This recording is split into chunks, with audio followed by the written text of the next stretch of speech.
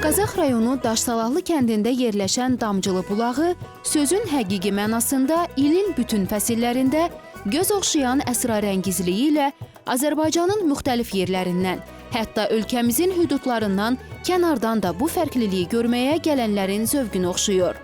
Kiçik Qafqaz dağlarının bir qolu olan Avey dağının ətəyində yerləşən Damcılı bulağında mənbəyi bəlli olmayan suyun qayaların arasından süzülərək axması bura təşrif buyuran insanların marağına səbəb olur. Buradakı mədəni tarixi abidələri qorumaq məqsədi ilə 1989-cu ildə Avey Qazax Dövlət Tarix Mədəniyyət Qoruğu yaradılıb ki, həmin abidələr bugünə kimi qoruğun balansındadır. Damcılı bulağı çox mənzərəli bir mövqedə yerləşir. Məkan təbii çatlardan süzülən su damcılarına görə Damcılı adlandırılıb. Ümumi hündürlüyü 1000 metrə çatan nəhəng qayalardan süzülən saf və duru, buz kimi soyuq su damcı-damcı tökülərək aşağıdakı ovuçda yığılıb bulağa çevrilir.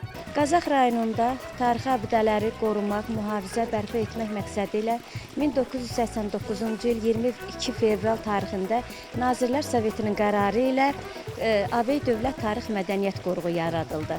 Avey dağı zəngin abidələrlə, mağaralarla zəngin olduğu üçün qoruğumuzun adı Avey dağının adı ilə bağlıdır.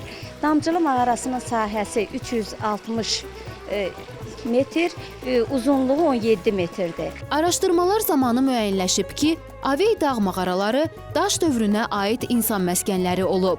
Arxeoloqlar Damcılı mağarasında alt paleolit dövrünə aid ocaq yeri də müəyyənləşdiriblər ki, bu da mağaranın qədimliyindən xəbər verir.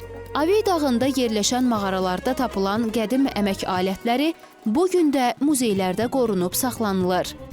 Damcılı bulağının 900 metrə yuxarıda Alban kilsəsi yerləşir. O Alban kilsəsində Alban yazıları var. Onun altında 10 dənə mağara var. Alban kilsəsi 4-cü, 5-ci əsrlərə aiddir.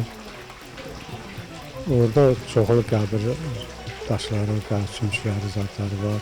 Təbii gözəlliyi və qədim tarixi ilə insanların marağına səbəb olan bu abidə dövlət nəzarətindədir və qoruq rəhbərliyi burada daim abadlıq işləri aparır.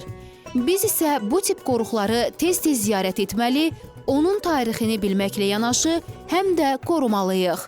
Ona görə qorumalıyıq ki, bizdən sonra gələn nəsil də bu möhtəşəmliyi görsün və nə qədər zəngin bir mədəniyyətə sahib xalqa mənsub olduğunu dərk etsin.